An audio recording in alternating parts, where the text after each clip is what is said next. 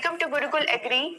तो today we'll discuss module number 2 of horticulture. तो देखिए जल्दी से देखते हैं मॉड्यूल नंबर 2 में आज हम क्या डिस्कस करने वाले हैं।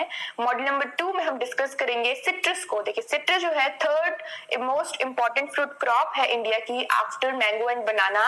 देखिए अगर हम एरिया की बात करें तो एरिया में जो है मैंगो सबसे आगे है, देन जो है बनाना है और देन सिट्रस है। लेकिन अगर हम प्रोडक्शन की बात करें तो प्रोडक्शन में जो है बनाना सबसे आगे है, देन मैंगो है और देन सिट्रस है। ठीक है, सिट्रस जिसका क्रोमोसोम नंबर होता है 18, इसका क्रोमोसोम नंबर है। ये रूटेसी फैमिली को बिलोंग करता है और एक क्रॉस पॉलिनेटेड क्रॉप है। क्रॉस पॉलिनेटेड क्रॉप है और जो उसका फ्रूट होता है वो एक नॉन क्लामेट्रिक फ्रूट है। लेकिन नॉन क्लामेट्रिक फ्रूट का मतलब होता है जो आफ्टर हार्वेस्टिंग अपनी राइपनिंग प्रोसेस को डिसकंटिन्यू कर देते हैं, उन फ्रूट्स को कहा जाता है नॉन क्लामेट्रिक फ्रूट। ठीक है, तो जो इसका इसमें इन्फ्लोरेसेंस होता है सिट्रस में वो होता है साइमोस इन्फ्लोरेसेंस। ठीक है, और इसमें देखिए सिट्रस में जो है सेल्फ इनकम्पैटिबिलिटी पाई जाती है। सेल्फ इनकम्पैटिबिलिटी का मतलब क्या होता है? देखिए सेल्फ इनकम्पैटिबिलिटी जो वर्ड से हमें समझ आ रहा है कि इसमें क्या होता है, जो फ्लावर्स होते हैं वो खुद को जो है फर्टिलाइज नहीं कर पाते हैं। ठीक है, तो disability of the flower to fertilize itself उसे कहा जाता है सेल्फ इनकम्पैटिबिलिटी। ऐसा नहीं होता है कि वो जो पॉलन होता है वो स्टेराइल होता है या जो फीमेल रिप्रोडक्टिव ऑर्गन होता है वो डिसफंक्शनल होता है, नहीं। इसके कुछ फिजियोलॉजिकल रीजंस होते हैं कि जो प्लांट जो फ्लावर होता है उसमें फॉर एग्जांपल देखिए जो मेल रिप्रोडक्टिव ऑर्गन है और फीमेल रिप्रोडक्टिव ऑर्गन है वो जो है एक सेम टाइम पे मैच्योर नहीं हो रहे, एक डिफरेंट टाइम पे मैच्योर हो रहे हैं। देखिए क्या हो रहा है कि जैसे मेल जो रिप्रोडक्टिव ऑर्गन है वो उसकी मैच्योरिटी फेज पहले आ जाती है, ये जो फीमेल रिप्रोडक्टिव ऑर्गन है उसकी मैच्योरिटी फेज पहले आ जाती है। तो ड्यू टू दीज डिफरेंसेस क्या है वो जो है डिसेबल होते हैं अपने ही ओन फ्लावर को फर्टिलाइज करने के लिए। देखिए अगर ये पॉलन जाके दूसरे प्लांट के फ्लावर में जाता है या दूसरे फ्लावर में जाता है तो उसे फर्टिलाइज कर सकता है। ठीक है, अगर कोई पॉलन इसके फीमेल रिप्रोडक्टिव ऑर्गन में आता है तो वो इसे फर्टिलाइज कर सकता है। तो ये होती है सेल्फ इनकम्पैटिबिलिटी। Sorry, okay. देखिए अगर इसके फ्रूट टाइप की बात करें तो इसका जो फ्रूट टाइप होता है वो होता है हेस्पेरिडियम। ठीक है, हेस्पेरिडियम इसका फ्रूट टाइप होता है और इसका एडिबल पोर्शन होता है जूसी प्लेसेंटा। अगर इसकी बात करें देखिए इसमें एक जो अरोमा होता है, जो स्मेल आती है सिट्रस में वो आती है हेस्पेरिडिन के कारण। हेस्पेरिडिन के कारण जो है इसमें वो अरोमा होता है। ठीक है, देखिए अगर इसकी ओरिजिन सेंटर की बात की जाए तो जो साउथ ईस्ट एशिया का जो ट्रॉपिकल सब ट्रॉपिकल रीजन है वहां से इसका ओरिजिन हुआ है और ये वेरी करता है सिट्रस के जो डिफरेंट ग्रुप हैं। जैसे अगर लाइम की बात करें तो लाइम का ओरिजिन सेंटर जो है वो इंडिया है, तो ये वहां से भी वेरी करता है। लेकिन जो रीजन है वो यही है कि ट्रॉपिकल एंड सब ट्रॉपिकल रीजन से ये ओरिजिन हुआ है। ठीक है, जो सिट्रस है rich source of vitamin C होता है, रिच सोर्स होता है 39% अराउंड इसमें जो है विटामिन सी पाया जाता है और एक एवरग्रीन प्लांट है। ठीक है, एवरग्रीन मतलब अपनी लीव्स को शेड नहीं करता है थ्रू आउट द ईयर। चलिए इसके जो एरिया एंड इसका जो डिस्ट्रीब्यूशन है, ठीक है, उसकी बात करते हैं। देखिए जो डिस्ट्रीब्यूशन है लेमन का, ठीक है, लाइम का, citrus aurantifolia lime and citrus lemon जो है ये लेमन। ठीक है, इसका इसका डिस्ट्रीब्यूशन दिया तो 10% इसका ग्लोबल सिनेरियो है, 10% इसका डिस्ट्रीब्यूशन है। लेकिन अगर इंडिया में बात की जाए तो 28% है, ये डिस्ट्रीब्यूटेड है इंडिया में। मैंडरिन की बात की जाए सिट्रस रेटिकुलाटा जो है 13% जो है ग्लोबल लेवल पे है। लेकिन इंडिया में जो है मैंडरिन सबसे ज्यादा जो डिस्ट्रीब्यूटेड है, उसका प्रोडक्शन सबसे ज्यादा होता है सिट्रस के चारों ग्रुप में से 44% अराउंड। देखिए जो ये डेटा है ये नाबार्ड के अकॉर्डिंग है। ठीक है, नाबार्ड के अकॉर्डिंग जो डेटा है ये आपको दिया जा रहा है। देखिए स्वीट ऑरेंज की बात करें सिट्रस साइनेंसिस जो है वर्ल्ड लेवल पे 71% है, सबसे ज्यादा है जो। और अगर नेशनल लेवल की बात की जाए तो 18% है यहाँ पे। ठीक है, अदर्स जो है 6% वर्ल्ड लेवल पे है और 10% नेशनल लेवल पे है। देखिए अगर वर्ल्ड लेवल पे बात की जाए तो जो लीडिंग है सबसे ज्यादा जो है ग्रुप वो है स्वीट ऑरेंज का, सिट्रस साइनेंसिस का। ठीक है, लेकिन अगर इंडिया में बात की जाए तो इंडिया में मैंडरिन है। ठीक है, वर्ल्ड लेवल पे स्वीट ऑरेंज और इंडिया में मैंडरिन। तो चलिए देखते हैं नेक्स्ट। देखिए नेक्स्ट हम बात करेंगे सिट्रस की मेजर स्पीसीज की। देखिए इसके जो ग्रुप्स हैं, देखिए एसिड ग्रुप की अगर हम बात करें जिसमें लाइम और लेमन है। ठीक है, सिट्रस ऑरेंटिफोलिया और सिट्रस लेमन। मैंडरिन की बात करें तो सिट्रस रेटिकुलाटा, ठीक है, जो इंडिया में सबसे ज्यादा ग्रो किया जाता है। और ऑरेंज की बात करें, ठीक है, स्वीट ऑरेंज सिट्रस साइनेंसिस। और ग्रेप फ्रूट जिसमें जो है पिमुलो सिट्रस ग्रैंडिस जिसे इसमें कैटेगराइज किया गया है। तो इनको डिटेल में डिस्कस करेंगे। मेनली हम इन 3 ग्रुप्स को डिस्कस करेंगे, एसिड को, मैंड्रिन को, ऑरेंज को। तो उससे पहले जो है हम इसके एरिया एंड प्रोडक्शन को देखते हैं। देखिए एरिया एंड प्रोडक्शन, अगर लाइम और लेमन की बात की जाए तो आंध्र प्रदेश में इसका एरिया सबसे ज्यादा है, फिर उड़ीसा में है, फिर महाराष्ट्र में है। देखिए जो डेटा है ये 2016 और 17 का डेटा है, ठीक है। तो इससे आप कंफ्यूज मत होइए कि पहले जो है कौन सा स्टेट था या अब कौन सा है। तो ये एक न्यू डेटा है अभी तक का, जो मतलब 2016-17 का, ठीक है। उसके बाद अगर कोई न्यू डेटा आएगा तो आपको बता दिया जाएगा। मैं आपको हर जो क्रॉप है उसमें अपडेटेड डेटा दे रही हूँ, ठीक है। अगर इसके प्रोडक्शन की बात करें, देखिए आंध्र प्रदेश इसमें प्रोडक्शन में सबसे लीडिंग स्टेट है, देन तेलंगाना स्टेट है, एंड देन कर्नाटक है। प्रोडक्टिविटी की बात की जाए तो कर्नाटक सबसे आगे है, and then Andhra Pradesh, and then Telangana state इसमें सबसे आगे है। देखिए जो कर्नाटक की प्रोडक्टिविटी है 27.72 मिलियन टन है, तो ये जो है इस प्रोडक्टिविटी में सबसे आगे है। देखिए मैंड्रिन की बात करें, मैंड्रिन जो है मध्य प्रदेश में सबसे ज्यादा इसका एरिया है, देन है महाराष्ट्र में, एंड देन पंजाब में इसका सबसे ज्यादा एरिया है, ठीक है। प्रोडक्शन में भी मध्य प्रदेश लीड कर रहा है, देन पंजाब है, एंड देन महाराष्ट्र। देखिए प्रोडक्टिविटी की बात की जाए तो कर्नाटक की सबसे ज्यादा है, देन पंजाब की है, एंड देन राजस्थान की। देखिए जो कर्नाटक की प्रोडक्टिविटी है वो 23.18 है और पंजाब की है 23.15। तो पॉइंट का डिफरेंस पंजाब में, ठीक है। इन फ्यूचर हो सकता है पंजाब जो है कर्नाटक को ओवरकम कर ले, नाउ जो है चल रहा है विथ फ्यू पॉइंट्स, ठीक है। देखिए 18.18 से आगे चल रहा है और इसका 1.15 है, तो थोड़ा सा ही डिफरेंस है इन दोनों के बीच में। राजस्थान की अप्रोक्स 19.16 है, ठीक है। प्रोडक्टिविटी पर मिलियन टन, जो हेक्टेयर पर हेक्टेयर जो प्रोडक्शन होता है, मतलब प्रोडक्टिविटी की बात कर रहे हैं यहाँ पे, ठीक है। नेक्स्ट करते हैं बात स्वीट ऑरेंज की। देखिए स्वीट ऑरेंज सिट्रस साइनेंसिस जो है इसका आंध्र प्रदेश में सबसे ज्यादा एरिया है, देन तेलंगाना स्टेट में है, देन महाराष्ट्र में है, ठीक है। अगर प्रोडक्शन की बात की जाए तो प्रोडक्शन आंध्र प्रदेश में सबसे ज्यादा है, फिर तेलंगाना स्टेट में, एंड देन महाराष्ट्र में। अगर इसकी प्रोडक्टिविटी की बात की जाए, देखिए प्रोडक्टिविटी आंध्र प्रदेश में सबसे ज्यादा है, देन तमिलनाडु में है, एंड देन मध्य प्रदेश में है, ठीक है। आंध्र प्रदेश की जो प्रोडक्टिविटी है वो 25 मिलियन टन पर हेक्टेयर है।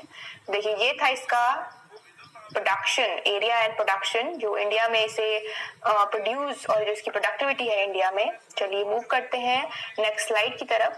चलिए नेक्स्ट बात करेंगे क्लाइमेट की। देखिए क्लाइमेट जो सिट्रस होता है वो ट्रॉपिकल एंड सब ट्रॉपिकल दोनों ही कंडीशन में ग्रो कर जाता है, लेकिन अगर बेस्ट सूटेड जो कंडीशन कहेंगे तो सब ट्रॉपिकल जो कंडीशंस होती हैं बेस्ट सूटेड होती हैं सिट्रस के ग्रोथ एंड डेवलपमेंट के लिए। देखिए अगर टेम्परेचर की बात की जाए तो most of the citrus crop जो है वो 13 to 37 डिग्री सेल्सियस के जो एक एवरेज रेंज है टेम्परेचर की उसमें ग्रो कर जाती हैं, लेकिन ये वेरी कर जाता है क्रॉप टू क्रॉप। अगर मैं लाइम की बात करूं तो लाइम के लिए चाहिए होता है 20 to 30 डिग्री सेल्सियस, ठीक है। अगर मैंड्रिन की बात करूं तो मैंड्रिन के लिए जो है 10 to 35 डिग्री सेल्सियस, ठीक है। तो ये थोड़ा थोड़ा वेरी करता रहता है, एक दो जो है ऊपर नीचे होता रहता है। देखिए अगर इसके रेनफॉल की बात की जाए तो 1500 से 2500, 1500 mm to 2500 जो है इसके लिए रेनफॉल की रिक्वायरमेंट होती है। एल्टीट्यूड की बात की जाए तो 500 to 1500 metre mean sea level के लिए, ठीक है। पर ये वैरायटी टू वैरायटी भी डिफर करता है। देखिए अगर कुछ वैरायटीज हैं जैसे दार्जिलिंग मैंड्रिन और खासी मैंड्रिन, तो ये अप टू 2000 मीटर जो है फ्रॉम मेन सी लेवल तक की ग्रो की जाती है, ठीक है। तो ये जो सिट्रस है वो फ्रॉस्ट के लिए और हाई ह्यूमिडिटी के लिए सेंसिटिव होता है। हाई ह्यूमिडिटी और फ्रॉस्ट जो है सिट्रस के ग्रोथ एंड डेवलपमेंट के लिए बहुत ही हार्मफुल होता है, बहुत ही इंजूरियस होता है। तो ये थी इसकी क्लाइमेटिक रिक्वायरमेंट। देखिए नेक्स्ट मूव करते हैं सॉइल में। देखिए जो सिट्रस है वो वाइड रेंज ऑफ सॉइल में ग्रो किया जाता है, from sandy loam to alluvial soil of North India, ठीक है। तो ये जो है वाइड रेंज ऑफ सॉइल में ग्रो होता है, बट सॉइल जो है वेल ड्रेन होनी चाहिए, ठीक है। वाटर स्टैग्नेशन की प्रॉब्लम जो है सॉइल में नहीं होनी चाहिए। वाटर स्टैग्नेशन, ठीक है, वाटर लॉ कंडीशन जो है सिट्रस के लिए बहुत ही हार्मफुल होती है, ठीक है। तो वेल ड्रेन सॉइल होनी चाहिए, high organic matter, abundant organic matter जो है सॉइल में होना चाहिए। देखिए जो रेंज है पीएच की, जो आइडल पीएच जो बोलते हैं सिट्रस के लिए 5.5 to 7.5 है। 5.5 to 7.5 इसका आइडल पीएच है। Most of the citrus crop जो है ये जो है उनके लिए आइडल पीएच है। बट अगर मैं रेंज की बात करूं तो जो सिट्रस क्रॉप्स हैं 4 to जो है 9 जो पीएच है उसके अंदर ग्रो कर जाती है, ठीक है। 4 to 9 जो है इसका पीएच का रेंज है, ठीक है। फिर ये क्रॉप टू क्रॉप भी वेरी करता है। देखिए अगर मैं लाइम की बात करूं तो लाइम के लिए चाहिए होता है 6.5 टू 7 पीएच, ठीक है। मैंड्रेन के लिए चाहिए होता है 5.5 टू 6.5। तो जो मैंने आपको बताया ये चीजें ध्यान में रखिए, आइडियल पीएच अलग होता है और एक रेंज जो है वो अलग होती है, ठीक है। तो रेंज इसकी 4 टू 9 है। और सॉइल डेप्थ जो है 1 टू 2 मीटर की जो सॉइल डेप्थ होती है वो सुटेबल होती है सिट्रस के लिए। देखिए जो कैल्सीरियस सॉइल होती है और जिसमें हाई कैल्शियम कार्बोनेट जिस सॉइल में होता है वहां पे वो जो है ग्रोथ को एडवर्सली अफेक्ट करती है, ठीक है। तो हाई कैल्शियम कार्बोनेट का कॉन्सेंट्रेशन जो सॉइल में है वो नहीं होना चाहिए। और as I told you water lock condition जो है सॉइल में, वाटर लॉक कंडीशन की सिचुएशन जो है या वाटर लॉक के लिए प्रोन सॉइल जो है वो सॉइल जो है सुटेबल नहीं होती है सिट्रस के लिए। चलिए मूव करते हैं नेक्स्ट स्लाइड में। चलिए यहाँ पे बात करेंगे प्लांटिंग की। देखिए जो प्लांटिंग है वो जून अगस्त में की जाती है, मेनली जून अगस्त में, पर स्पीसीज टू स्पीसीज वेरी कर जाती है। जैसे मैंड्रेन के लिए देखें तो नवंबर दिसंबर में की जाती है, ठीक है। स्वीट ऑरेंज के लिए देखें तो जुलाई और सितंबर में जो है स्वीट ऑरेंज के लिए की जाती है। और लाइम की बात करूं तो जून और सितंबर में जो है लाइम के लिए की जाती है, ठीक है। अगर देखिए जो सिट्रस है वो 6 टू 8 मंथ लेता है मैच्योर होने में, ठीक है। फ्लावरिंग टू फ्रूट राइपनिंग के लिए जो है वो 6 टू 8 मंथ का टाइम लेता है, some time up to 9 month भी जो है वो मैच्योर होता है। देखिए प्लांट स्पेसिंग की बात की जाए तो मैंड्रेन के लिए जो प्लांट स्पेसिंग है, नॉर्मल जो प्लांट स्पेसिंग है वो 6 मीटर इंटू 6 मीटर रखी जाती है। और इसकी अगर प्लांट पॉपुलेशन की बात करूं तो 277 जो प्लांट है पर हेक्टेयर प्लांट पॉपुलेशन जो है विद दिस स्पेसिंग जो है इसमें अकर करते हैं, इसमें लगाए जाते हैं 277 प्लांट, ठीक है। अगर स्वीट ऑरेंज की बात करूं तो 5 मीटर इंटू 5 मीटर और 5.5 इंटू 5.5 मीटर जो है इसकी स्पेसिंग है। अगर 5 इंटू 5 में बात करूं तो 400 प्लांट्स जो है पर हेक्टेयर आते हैं और 5.5 की बात करूं तो 330 प्लांट्स जो है पर हेक्टेयर आते हैं प्लांट पॉपुलेशन जो इसकी है। अगर लाइम और लेमन की बात की जाए तो 6 इंटू 6 मीटर और 5 इंटू 5 मीटर में देखिए 6 इंटू 6 में आते हैं 277 प्लांट पर हेक्टेयर। और अगर मैं 5 इंटू 5 की करूँ तो 5 इंटू 5 में 400 प्लांट जो है पर हेक्टेयर आते हैं। देखिए जो ये स्पेसिंग है ये नॉर्मल स्पेसिंग है, पर सम टाइम अगर लाइट सॉइल कंडीशंस होती हैं, लाइट सॉइल होती है तो उसमें स्पेसिंग जो है 4.5 मीटर इंटू 4.5 ली जाती है या 5 मीटर इंटू 5 मीटर ली जाती है। तो जो स्पेसिंग है वो सॉइल के कारण भी जो है वेरी करती है और some time crop to crop vary करती है, ठीक है। तो सॉइल फैक्टर और क्रॉप के फैक्टर दोनों को ध्यान में रख के जो है स्पेसिंग रेकमेंडेड स्पेसिंग को जो है डिसाइड किया जाता है। तो चलिए जल्दी से मूव करते हैं नेक्स्ट स्लाइड की तरफ। चलिए यहाँ बात करेंगे प्लांटिंग मटेरियल की। देखिए जो प्लांटिंग मटेरियल है जो इसमें यूज किया जाता है, देखिए सीड्स यूज किए जाते हैं। देखिए सीड्स क्यों यूज किए जाते हैं? Due to polyembryony. ठीक है, पॉलीएम्ब्रियोनी जो है सीड में पाई जाती है, मतलब एक सीड से जो है काफी प्लांट्स जो है वो डेवलप हो जाते हैं, इसलिए जो है सीडलिंग्स मेथड को भी इसमें कंसीडर किया जाता है, इसमें यूज किया जाता है। ठीक है, जो एक सीड्स है वो 3 to 4 वीक्स लेते हैं जर्मिनेट होने में और उसके बाद जो है सीडलिंग्स रेडी किए जाते हैं प्लांटिंग के लिए। देखिए नेक्स्ट जो मेथड है वो टी बडिंग। देखिए टी बडिंग जो मेथड है वो ग्राफ्टिंग टेक्निक है, ठीक है, जो की जाती है जब रूट स्टॉक जो होते हैं एक्टिव ग्रोथ में होते हैं, एक्टिव ग्रोइंग पीरियड में होते हैं, तब टी बडिंग को यूज किया जाता है। देखिए टी बडिंग बेसिकली क्यों की जाती है? जब हमको जो है ट्रेड्स डेवलप करने होते हैं, डिजायरेबल ट्रेड्स को डेवलप करना होता है एक प्लांट में, तब हम जो है ग्राफ्टिंग मेथड का यूज करते हैं। देखिए और इसमें सिट्रस में टी बडिंग यूज की जाती है। देखिए टी बडिंग में क्या होता है कि एक प्लांट से जो है डिजीज फ्री प्लांट से जो है बर्ड को सिलेक्ट किया जाता है, ठीक है, बर्ड को सिलेक्ट किया जाता है और उस बर्ड को जो है रूट स्टॉक में लगाया जाता है। ठीक है, रूट स्टॉक, जो भी रूट स्टॉक हमको, जैसे सिट्रस में जो है ट्राइफोलिएट हो गया, देखिए ये ट्राइफोलिएट, रेप लेमन, इन रूट स्टॉक को हाईली प्रेफर किया जाता है। ठीक है, तो इन रूट स्टॉक को सिलेक्ट किया जाता है जब ये एक्टिवली ग्रोइंग रहते हैं, एक्टिव ग्रोथ पीरियड में रहते हैं, उस टाइम पे सिलेक्ट किया जाता है। जो सिलेक्टेड बर्ड होती है उसे एक इन्वर्टेड टी जो है, इन्वर्टेड टी इन सेशन जो है प्लांट में बनाया जाता है और इस प्लेस में जो है इस बर्ड को लगाया जाता है। ठीक है, इस प्लेस में इस बर्ड को लगाया जाता है, उसके बाद जो है इसे टाई कर दिया जाता है और जब हीलिंग प्रोसेस जो है कंप्लीट हो जाती है, इस टाइप जो ये प्लास्टिक जो इसमें लगाया होता है, टेप जो इसमें लगाया होता है, ग्राफ्टिंग टेप, उसे रिमूव कर दिया जाता है और ये फिर उसमें एक जो सारे ट्रेड्स हैं, जो सारी डिजायरेबल ट्रेड्स हैं उस इस प्लांट में डेवलप करते हैं। इस प्लांट में फिर ये एक एज अ वन इंडिविजुअल ये ग्रो करता है। तो ये है टी बडिंग मेथड, ठीक है। नेक्स्ट है हार्डवुड कटिंग। देखिए हार्डवुड कटिंग प्रीवियस जो हमने टॉपिक जो डिस्कस करा था ग्रेप, उसमें भी हमने पढ़ा था हार्डवुड कटिंग। देखिए हार्डवुड कटिंग में जो है एक शूट, मैच्योर शूट को सेलेक्ट किया जाता है, ना वो ज्यादा यंग होना चाहिए ना वो ज्यादा ओल्ड होना चाहिए, ठीक है। एक एवरेज जो टाइम होता है लाइक 2 to 3 इयर्स का या 3 to 4 इयर्स का। देखिए यहाँ पे जो सिट्रस की बात करें तो सिट्रस 3 इयर्स से जो है 3 और 4 इयर्स से या समटाइम 5 इयर्स से जो है बेयरिंग करना स्टार्ट करता है, तो उसके अकॉर्डिंग जो है हार्डवुड कटिंग को जो है सिलेक्ट किया जाता है, ठीक है। और उसके बाद उसमें जो है रूटिंग हार्मोन्स को जैसे आईबीए को अप्लाई किया जाता है और फिर उन्हें प्लांटिंग के लिए तैयार किया जाता है, ठीक है। तो ये है हार्डवुड कटिंग जो सिट्रस में प्रैक्टिस की जाती है। अगर नेक्स्ट बात करूं देखो लेयरिंग की। देखो लेयरिंग क्या होता है कि shoot is fastened down to form roots. जब शूट को जो है फोर्स किया जाता है या उसे उसकी प्रोसेस को जो है फास्टन किया जाता है टू परफॉर्म रूट्स जो है, बट तब किया जाता है जब वो स्टिल अटैच होती है पेरेंट प्लांट से, ठीक है। उसे अलग नहीं किया जाता है। देखिए ये भी पिक्चर, ये एयर लेयरिंग की पिक्चर है। एयर लेयरिंग जो है सिट्रस में प्रैक्टिस की जाती है और एक और क्रॉप है जिसमें ये प्रैक्टिस की जाती है, दैट इज लीची। लीची में भी जो है एयर लेयरिंग को प्रैक्टिस किया जाता है। देखिए एयर लेयरिंग नाम से पता चल रहा है कि जिसमें क्या है लैंड का जिसमें जो कोई रोल नहीं है। जैसे हम बात करें कटिंग की, टी बडिंग की, तो इसमें क्या है प्लांट पार्ट को क्या है डिफरेंशिएट किया जाता है, ठीक है। दो अगर हम टी बडिंग की बात करें तो इसमें 2 डिफरेंट प्लांट से बड को लिया जाता है और एक से रूट स्टॉक को लिया जाता है। लेकिन अगर यहाँ पे बात की जाए तो यहाँ पे जो है किस पेरेंट प्लांट से जो है शूट को डिटैच नहीं किया जाता है, ठीक है। प्लांट में ही जो है बाक वाले पोर्शन को रिमूव किया जाता है, कैम्बियम और जो फ्लोएम वाला पोर्शन है उसे रिमूव किया जाता है, ठीक है। जाइलम को रिमूव नहीं किया जाता है, ठीक है। तो उस पोर्शन को रिमूव करने के बाद उसमें जो है रूटिंग हार्मोन को जैसे आईबीए को, ये सब जो रूटिंग हार्मोन है उन्हें अप्लाई किया जाता है एंड देन ग्राफ्टिंग टेप से या पॉलिथीन बैग से उसे कवर किया जाता है। इसमें जो है मॉस का यूज किया जाता है ताकि मॉस जो है उसे प्रॉपर मॉइस्चर और जो न्यूट्रिएंट है वो प्रोवाइड कर सके और उसमें जो रूटिंग है वो जल्दी से डेवलप हो सके। तो ये होती है लेयरिंग की प्रोसेस, ठीक है। और एयर लेयरिंग इसमें प्रैक्टिस की जाती है, ठीक है।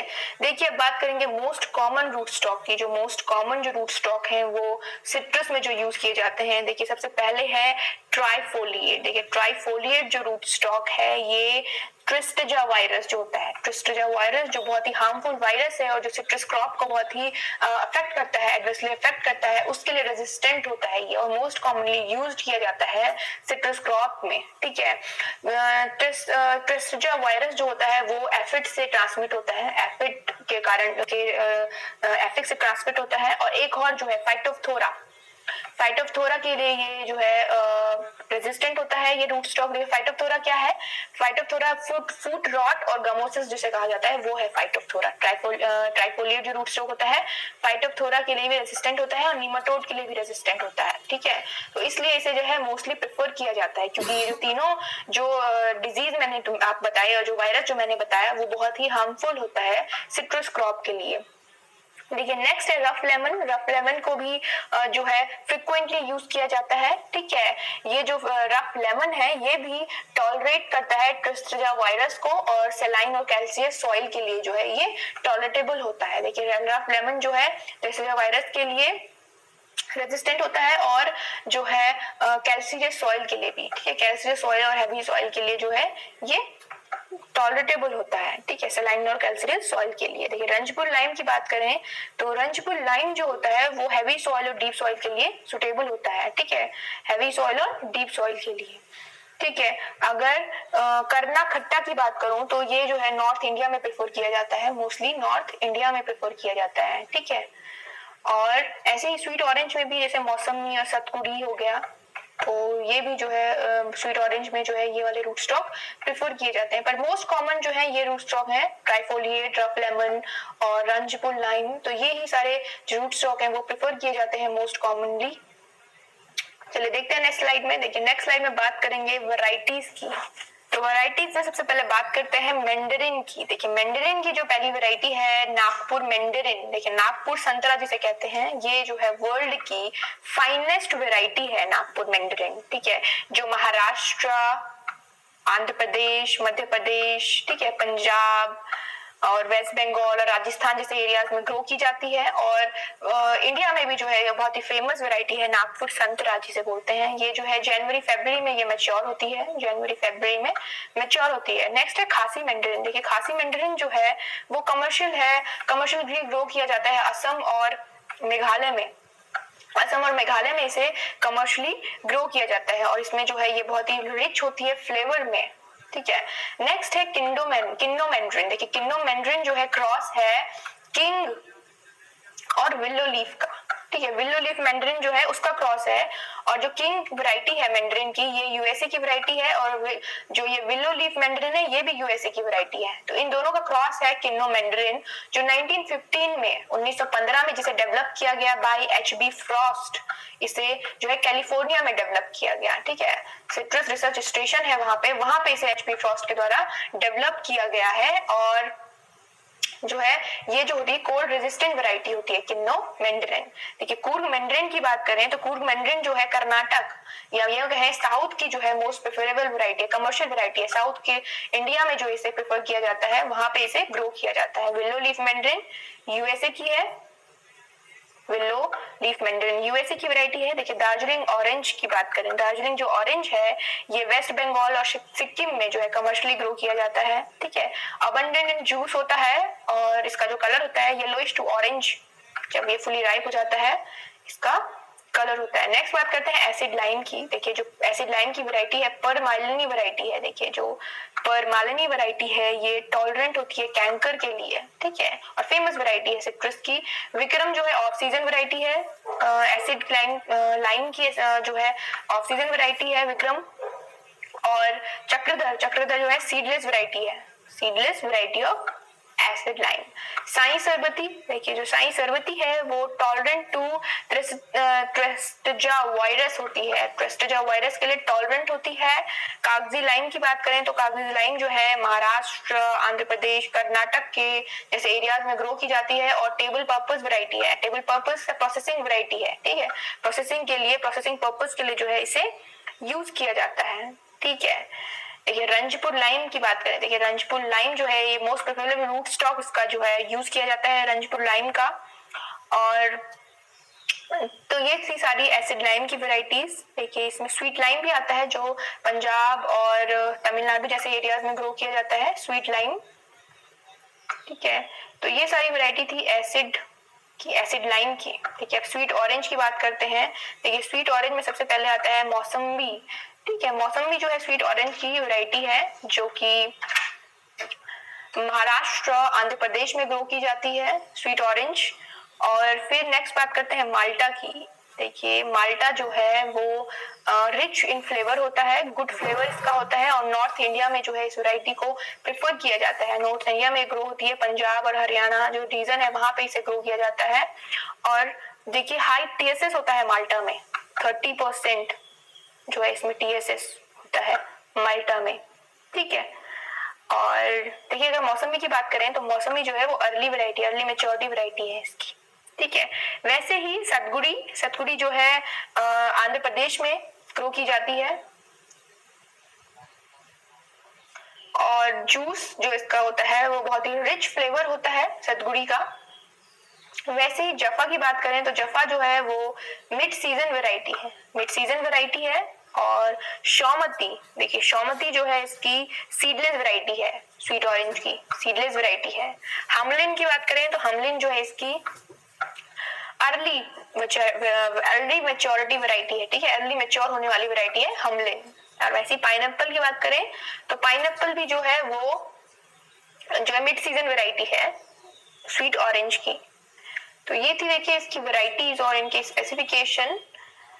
चलिए मूव करते हैं नेक्स्ट स्लाइड, देखते हैं इंटरकल्चर ऑपरेशंस को। देखिए इंटरकल्चर ऑपरेशन में जो है ट्रेनिंग एंड प्रूनिंग जो है, ट्रेनिंग एंड प्रूनिंग की जाती है स्ट्रॉन्ग फ्रेमवर्क को डेवलप करने के लिए सिट्रस में, और जो बुश अपीयरेंस है उसे हेल्दी रखने के लिए। देखिए हैवी बुश अपीयरेंस जो होता है वो फॉर्म करने के लिए और फूड क्वालिटी को मेंटेन करने के लिए, प्रोडक्शन को इंक्रीज करने के लिए। तो ये सारे जो है ऑब्जेक्टिव्स होते हैं ट्रेनिंग एंड प्रूनिंग के। देखिए इसमें ट्रेनिंग एंड प्रूनिंग में क्या किया जाता है, जो प्लांट होता है ठीक है, अप टू 45 सेंटीमीटर जो है उसकी सारी जो ब्रांचेस होती है उन्हें रिमूव कर देते हैं और 45 सेंटीमीटर से ऊपर जो होता है ब्रांचेस उनको डेवलप करने दिया जाता है। ठीक है, जो एक बहुत ही जो है हेल्दी कैनोपी को फॉर्म करते हैं। तो ये सारे जो ये मेथड है प्रूनिंग ट्रेनिंग में सिट्रस में अडॉप्ट किए जाते हैं। ठीक है, एक रिच बुश अपीयरेंस जो है वो जो है ट्रेनिंग से फॉर्म होता है। ठीक है, तो ये सारे जो है मेथड जो है ट्रेनिंग एंड प्रूनिंग में अडॉप्ट किए जाते हैं सिट्रस में। देखिए सिट्रस में जो है बेयरिंग जब होती है तो स्टेकिंग की रिक्वायरमेंट होती है, प्लांट को सपोर्ट की रिक्वायरमेंट होती है, बैम्बू का जो है सपोर्ट दिया जाता है प्लांट को ताकि जो प्लांट है वो टूट ना जाए, झुक ना जाए, उसका जो ब्रांचेस हैं वो टूट ना जाए जिनमें बेयरिंग हो रखी है। तो ये किया जाता है ट्रेनिंग एंड प्रूनिंग में। देखिए अब बात करते हैं रेगुलेशन ऑफ फ्लावरिंग की। देखिए बहार ट्रीटमेंट, देखिए सिट्रस में क्या होता है कि जो करते हैं ट्री को फोर्स किया जाता है फ्लावरिंग के लिए by stopping the water supply. ठीक है, वाटर सप्लाई को रोक दिया जाता है और फ्लावर को जो है फोर्स किया जाता है, प्लांट को फोर्स किया जाता है टू फ्लावर। देखिए क्या होता है लो टेम्परेचर के कारण जो है सेंट्रल इंडिया में या और भी जो रीजन्स होते हैं वहां पे जो है लो टेम्परेचर के कारण जो ट्री होता है वो फ्लावर डेवलप नहीं कर पाता है, फ्लावरिंग नहीं कर पाता है, तो उसे फोर्स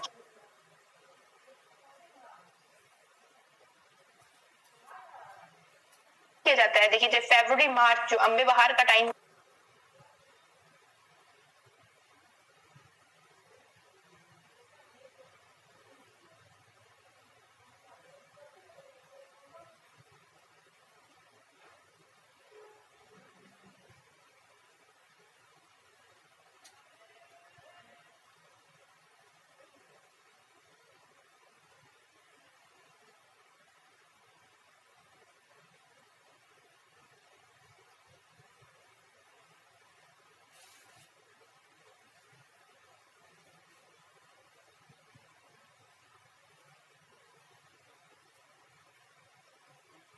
होता है वो उस टाइम पे प्लांट की जो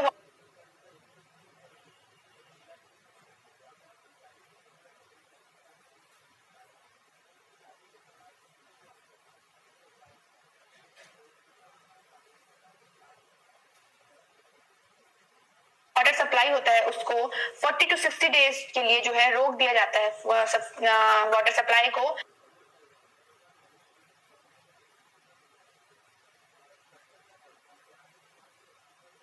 जब तक जो प्लांट है वो टेम्परेरी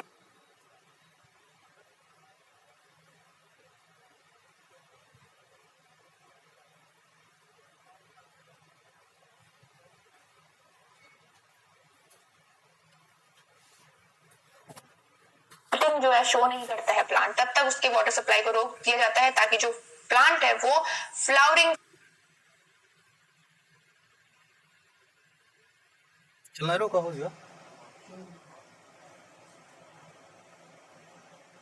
उसे फोर्स किया जाता है फ्लावरिंग के लिए। ठीक है, ऐसे ही मृग बहार के टाइम पे देखिए जुलाई के टाइम पे क्या है 40 to 50 डेज के लिए जो है वाटर सप्लाई को रोक दिया जाता है। ठीक है, अंटिल 25% जो है प्लांट की 25% जो लीफ है वो शेड ना हो जाए तब तक जो है प्लांट को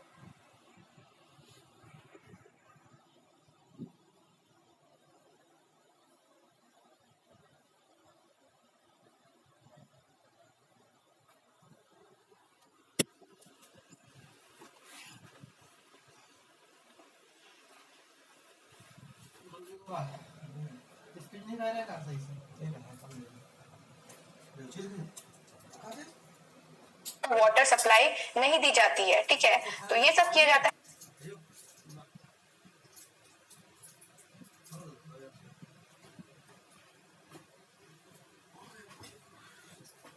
है ताकि जो प्लांट है वो जो फ्लावरिंग कर सके, फ्लावरिंग के लिए फोर्स हो सके। ठीक है, तो ये सारी चीजें की जाती हैं रेगुलेशन ऑफ फ्लावरिंग में।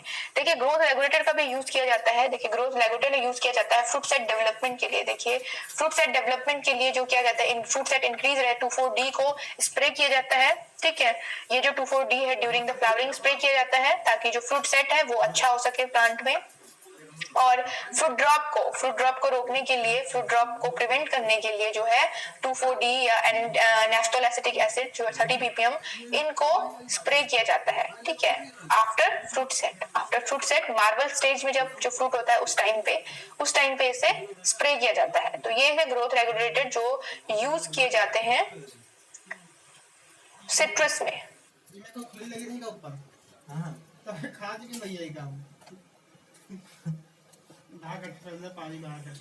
चलिए मूव करते हैं नेक्स्ट स्लाइड में, करेंगे हार्वेस्टिंग की। देखिए अगर मैं मैंडेरिन की बात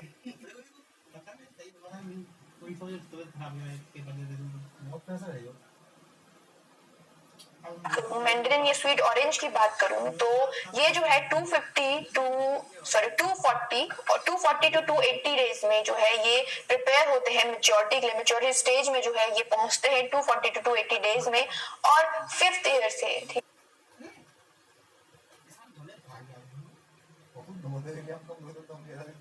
से ये बेरिंग स्टार्ट कर देते हैं मैंडेरिन और स्वीट ऑरेंज, ठीक है। अगर इसकी बात करें तो 75% जो है फ्रूट कलर चेंज होने में इसे हार्वेस्ट किया